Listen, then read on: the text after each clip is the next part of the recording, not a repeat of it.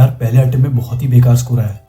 एक ड्रॉप लेके मैं कितना इंप्रूव कर लूंगा। कहीं मैं ड्रॉप वॉप के चक्कर में पड़ के अपना साल तो खराब नहीं कर रहा। अगर तुम्हारे मन में भी ऐसा ही कोई थॉट आ रहा है, then this video and this story is for you. So hello everyone, my name is Mohit. I'm a second year MBBS student at GMC Gadchiroli and this is a story time video of my journey, how I went from 251 marks in NEET 2023 to 633 marks in NEET 2024. So without wasting any time, let's begin. तो start करते हैं। School time में मैं बहुत ही ज़्यादा introvert बच्चा था and I was really average in studies. It was in I guess 2019 कि मेरे भाई ने नीट में कुछ ज़्यादा ही क्रेजी फोड़ दिया था। तो पहली बार मैंने मेडिकोस की लाइफ देखी कि यार इनका कितना सही, यार जहाँ जाओ वहाँ रिस्पेक्ट मिलता है, वाइट कोट पहनने मिलता है, सब डॉक्टर साहब कहते हैं। बेसिकली वो पीस ऑफ माइंड होता है कि यार कुछ कर रहे हैं तो अच्छा ही कर रहे हैं। तो आई गेस 13 साल की एज में मैंने डिसाइड कर लिया था कि मुझे बनना तो डॉक्टर ही है।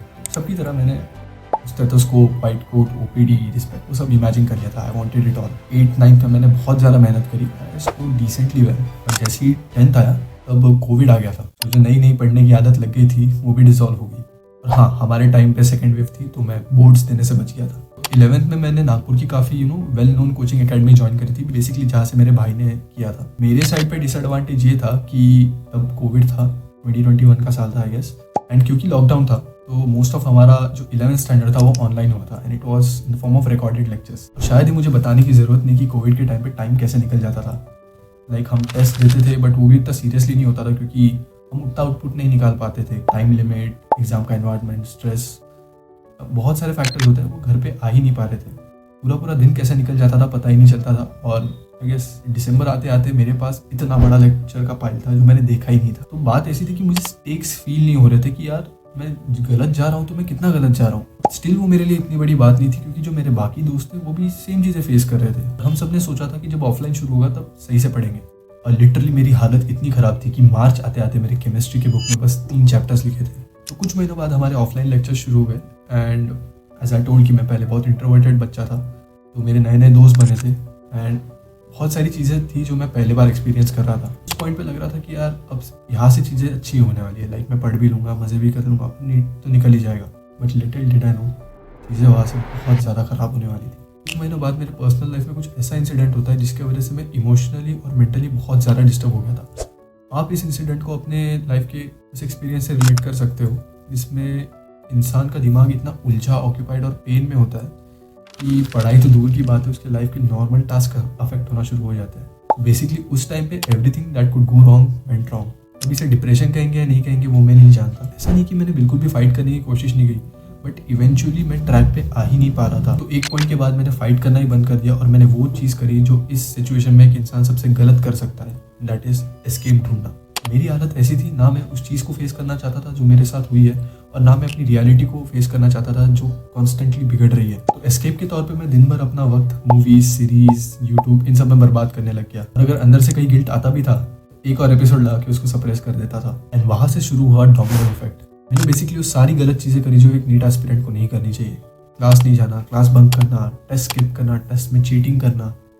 एंड इस सब के चलते मैं अपने जो इनिशियल ड्रीम, जो लाइफ मैंने खुद को प्रॉमिस करी थी, उससे इतना डिटैच हो गया था कि जो डॉक्टर बनने का ड्रीम था वो बहुत ही ज़्यादा डर सा हो गया था दिमाग में। हालत इतनी बुरी हो गई थी कि स्टार्ट में इजी टॉपिक्स में ही सही, पर जो मेरे नंबर 180 में से 150 या 160 आते थे, अब मेरे नंबर आते थे 180 में से 22, 18। जब ये नंबर मेरे घर पे पहुंचते थे तो मैं कुछ ना कुछ बहाना बना देता था कि मेरी पढ़ाई नहीं हुई है, मैं अगले टेस्ट में करूँगा। मैं प्रोक्रास्टिनेशन के ऐसे लूप में फंस गया था जिससे बाहर निकलना बहुत ही ज़्यादा मुश्किल था। और आपने एक्सपीरियंस किया होगा, अगर आप किसी चीज़ को बहुत टाइम तक टालते हो या उसे फेस नहीं करते तो कहीं ना कहीं आप उसे अंडर एस्टिमेट करने लगते हो।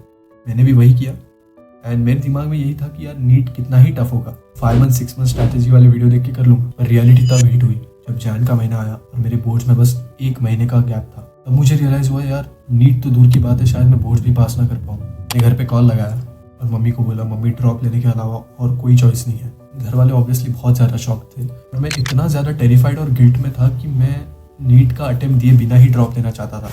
लाइक मुझ में इतनी हिम्मत थी नहीं कि मैं फेस करूँ कि मैंने किया क्या है।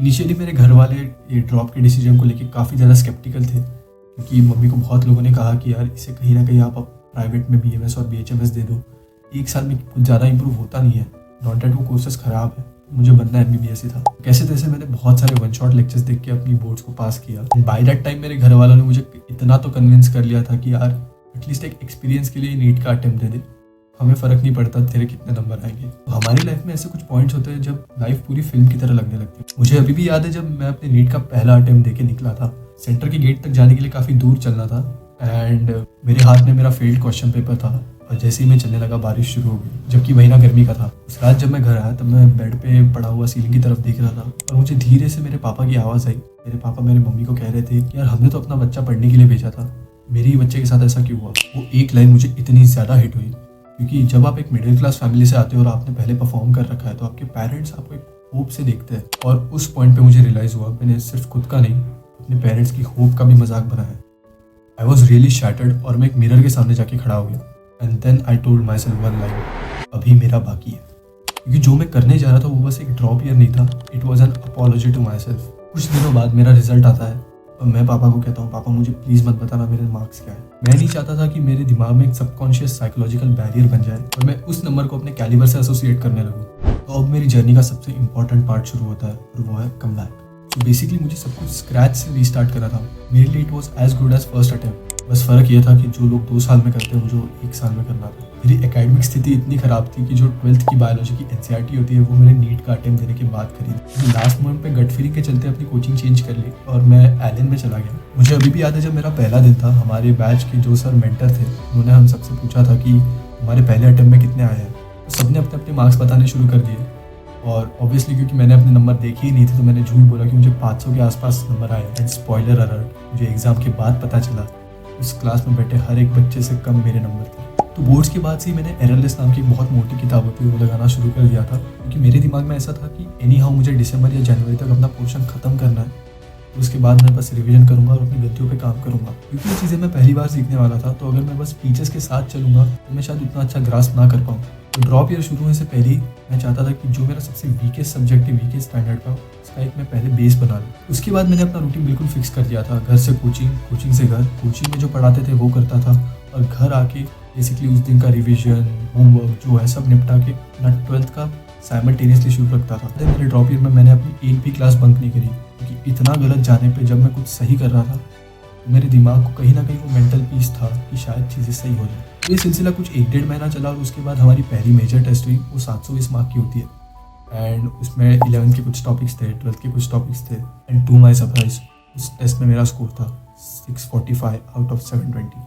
और उस दिन मुझे पहली बार रियलाइज़ हुआ कि जो डिल्यूजन मैं सोच रहा हूँ उसको थोड़ा सॉलिडिफिकेशन मिल रहा है। एंड ड्यूरिंग दैट टाइम मैं अपने उन स्कूलमेट्स की लाइफ देख रहा था जो बेसिकली स्कूल में मुझसे एकेडमिकली पीछे थे पर उन्होंने नीट को पहले अटेम्प्ट में ही क्रैक कर लिया था। और अब मैं उनकी कॉलेज लाइफ देख रहा था कि यार कैसे वो फेस्ट में जा रहे हैं, कैसे उन्होंने पहला डिसेक्शन किया। तो इन सब चीज़ों का मुझे फोमो होने लग गया था। फिर आता है एग्ज़ाम का दिन और एग्ज़ाम के एक रात पहले मैं सो नहीं पा रहा था। मेरे दिमाग में उस टाइम पे बहुत सारे इमोशंस चल रहे थे कि यार कल क्या होगा, अगर चीज़ें सही होगी तो क्या होगा, अगर चीज़ें गलत होगी तो क्या होगा। जब मैं सेंटर के पास पहुंचा तब मेरी हार्ट बीट तेज़ होने लग गई बिकॉज मैं फिर से उसी पॉइंट पे था जहाँ मैं 1 साल पहले था। बस इस बार मैंने बहुत कुछ स्टेक पे लगाया था, बहुत मेहनत करी थी और मैं पहले से बहुत ज़्यादा तैयार था। मेरी हार्ट बीट इतनी तेज़ हो गई थी कि मैंने पापा को बोला कि सेंटर से थोड़ा दूर गाड़ी लगाओ। हमने थोड़ी बातें करी, थोड़े मोटिवेशनल गाने सुने and then I was all ready. मैं चला गया एग्ज़ाम देने और जैसे ही हमें क्वेश्चन पेपर का बुकलेट खोलने की परमिशन मिली, जो पहला क्वेश्चन मैंने देखा वो क्वेश्चन था जो मुझे बहुत अच्छे से आता था। और उस पॉइंट पे मुझे ऐसी गट फीलिंग आई कि यार आज का दिन मेरा है और आज तो ये पेपर में फोड़ के रहूँगा। फिर मैंने पूरा पेपर सॉल्व किया और जब मैं OMR में आखिरी बबल करने गया तो मुझे पता था कि this time I am going to GNC। और उस दिन एक्चुअली मेरे पापा का बर्थडे था। तो जब मैं सेंटर से घर वापस आया मेरे सारे रिलेटिव्स घर आए थे। तो शाम के टाइम पे आंसर की रिलीज़ हुई और मैंने और मेरे भाई ने मेरा स्कोर कैलकुलेट किया और नीचे जाके सबको बताया इट वॉज 633 आउट ऑफ 720। पूरे घर में खुशी का माहौल था और सबसे ज़्यादा खुश मैं था क्योंकि उस टाइम पे GNC नागपुर 630 या 625 के आसपास मिल जाता था। तो आई वॉज श्योर कि GNC नागपुर नहीं तो IGMC नागपुर तो लगना ही है। उस रात खुशी के मारे मेरे घर में कोई भी नहीं सोया। हम बस यही सोच रहे थे कि क्या ये सच में रियल है, क्या ये सच में हो चुका है। कुछ दिनों बाद हम एक फैमिली ट्रिप के लिए हिमाचल गए और वहाँ पे मैं अपना पूरा टेंशन और फ्रस्ट्रेशन ईज आउट कर रहा था and I was thanking God कि फाइनली मुझे जो चाहिए था वो मिल गया। But little did I know trip से वापस आने के बाद बहुत ही सैड इवेंट मेरा इंतज़ार कर रहा था। ट्रिप से कुछ 3 जून के आसपास वापस आया और 4 जून को मेरा रिजल्ट था। रिजल्ट आता है, मैं अपने मार्क्स देखता हूँ और मैं खुश था कि मुझे 633 मिला। पर जैसे ही मेरी नज़र मेरे रैंक पे गई मेरे पैरों तले ज़मीन खिसक गई। मेरा रैंक आया था 42,000 और उस रैंक पे जीएमसी नागपुर या आईजीएमसी नागपुर तो छोड़ो, मुझे कोई भी गवर्नमेंट मेडिकल कॉलेज नहीं मिल रहा था। I was so heart broken and shattered that मुझे लगने लगा कि इतना सब कुछ मैंने स्टेक पे लगा दिया था, इतनी मेहनत कर ली थी, ऑल दिस जो मैंने सफ़र किया, it was all for nothing. उसके बाद उस पेपर को लेके अक्रॉस नेशन बहुत ज़्यादा हल्ला हुआ, लाइक कोर्ट केसेस हुए थे and all that thing, but mentally it was like slow poison कि कोर्ट्स की डेट डिले होते जा रही है, रीनीट होगी या नहीं होगी। बेसिकली हमने 2 महीने से कुछ पढ़ा नहीं था एंड वो पूरा मोमेंटम टूट गया था। और फिर कुछ दिनों बाद काउंसलिंग शुरू हुई। Round 1 no GMC, round 2 no GMC, और राउंड 2 के खत्म होने के बाद ऐसे कुछ रूमर्स आने शुरू हो गए थे कि शायद नए कॉलेजेस खुल सकते हैं, बट वो बस रूमर्स थे और ये भी कंफर्म नहीं था कि वो इस साल खुलेंगे या अगले साल। पर जैसे ही राउंड 3 आया तो महाराष्ट्र गवर्नमेंट ने अनाउंस किया कि वो 8 नए मेडिकल कॉलेजेस खुल रहे हैं। मैंने फिर भी कोई होप नहीं रखी थी, क्योंकि नीट की हिस्ट्री में ऐसा कभी नहीं हुआ है कि 2 राउंड्स के बीच में कट ऑफ 9 से 10 मार्क नीचे है। उस टाइम पे कट ऑफ कुछ 643 या 642 था एंड मैंने कोई होप नहीं रखी थी। मैंने सारे कॉलेजेस भर दिए थे एंड जब राउंड 3 का रिजल्ट आया उस दिन में मैं ऐसे ही कैजुअली अपना फ़ोन देखा एंड वो PDF खोली एंड मैं खड़ा था उस टाइम पे। मैंने अपना रोल नंबर डाला और मैंने अपना नाम देखा। मेरे नाम के सामने लिखा था GMC गढ़चिरौली एंड वो मोमेंट इतना ज़्यादा ओवरवेलमिंग था कि I was experiencing a tsunami of emotions. I literally fail crying, it was such a relief. मेरी आंखों के सामने से सारे 2-3 साल निकल गए जो मैंने इतना सफ़र किया, इतनी मेहनत करी। मैं अभी भी उस चीज़ के बारे में बात कर रहा हूँ तो मुझे गूज़बम्प्स आए हुए हैं। सबसे पहला कॉल मैंने अपनी मम्मी को किया एंड आई टोल्ड हर कि मम्मी GMC में डाला है।